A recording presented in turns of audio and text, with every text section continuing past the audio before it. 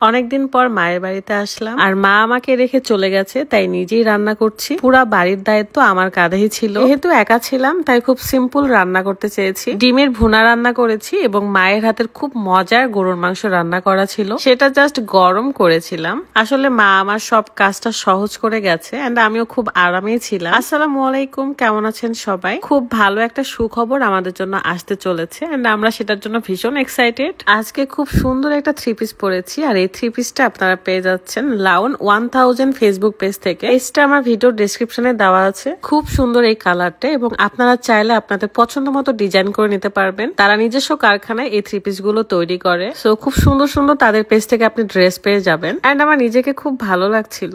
So যাই হোক, এখন আমি রান্না করব, ডিমের ভুনা করব।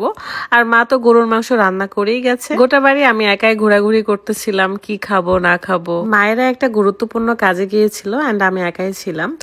যদিও বা রাতের বেলা চলে এসেছে আর ঢাকাতে প্রচন্ড গরম এন্ড আমার এটা খুবই খারাপ লাগতেছিল। যাই হোক, এখন আমি মশলাপাতি খুঁজতেছিলাম, যদিও বা সব চোখের সামনে দেখা যাচ্ছিল, তাই খুঁজতে সুবিধা হয়েছে। ডিমের ভুনা রান্না করতে খুব একটা বেশি কিছু করতে হয় না, খুবই ইজি। জাস্ট ডিমগুলোকে ভেজে নিয়েছিলাম এন্ড মশলা, পেঁয়াজ, টমেটো এগুলো একসাথে কষিয়ে পানি দিয়ে ঝোল দিয়েছি। তো এটা বলক ওঠার কিছুক্ষণ পরে ডিম ঢেলে দেবো। এন্ড আমি সুন্দর করে হাতটা পরিষ্কার করে নিচ্ছিলাম, কারণ হলুদে হাত একদম মেখে গেছে। এর ফাঁকে আমার এই ড্রেসটা আপনাদেরকে আরো একবার দেখিয়ে দিচ্ছি। পরে খুবই আরাম ছিল এন্ড এটার ডিজাইনটা আমার খুব ভালো লাগছে। হাতের কাছে একটু ঢিলা ছিল এবং বুকের কাছে ডিজাইনটাও সুন্দর। গলার এই ডিজাইনটা আমার কাছে বেশ ভালো লাগে। লাউন 1000 পেজটার প্রত্যেকটা ড্রেসই খুবই সুন্দর, কোয়ালিটিফুল। এন্ড রান্না বান্না শেষ করতে প্রায় বিকাল হয়ে গেছে, যদিও বা আমি লেট করে রান্না করতে আসছি। প্রয়োজন ছিল না, তবে ডিম খেতে ইচ্ছা করছিল, তাই আসলে ডিমের ভুনাটা রান্না করা। সো কোনো মতো এখন মাংসটা গরম করে ডাইনিং এ নিয়ে যাব, কারণ আমার জামাইয়েরও ক্ষুধা লাগছে। সে তো ঘরের মধ্যে বসেছিল। আর আমার মা তো একদম জামাইয়ের পাগল। জামাই কি খেতে পছন্দ করে, কি খাবে, কোথায় যাবে, সবকিছু নিয়ে মাথা একদম মাতিয়ে থাকে। এই তো মোটামুটি ডিম ভুনা রান্না করা শেষ। খুবই মজা হয়েছিল, যদিও বা নিজের রান্নার প্রশংসা আমি নিজেই করছি।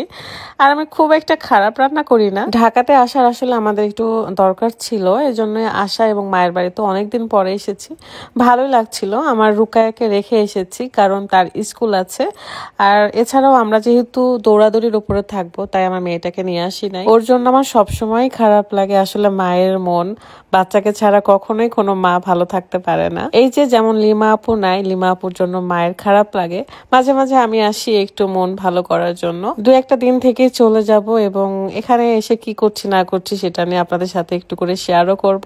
যাই হোক, ক্ষুধা লাগছে, এখন খাওয়া দাওয়া করব এন্ড নেক্সট ভিডিওগুলো খুবই ইন্টারেস্টিং হবে, কারণ এখানে সেখানে ঘুরতে যাব, কি কাজে এসেছি সেটাও জানাবো।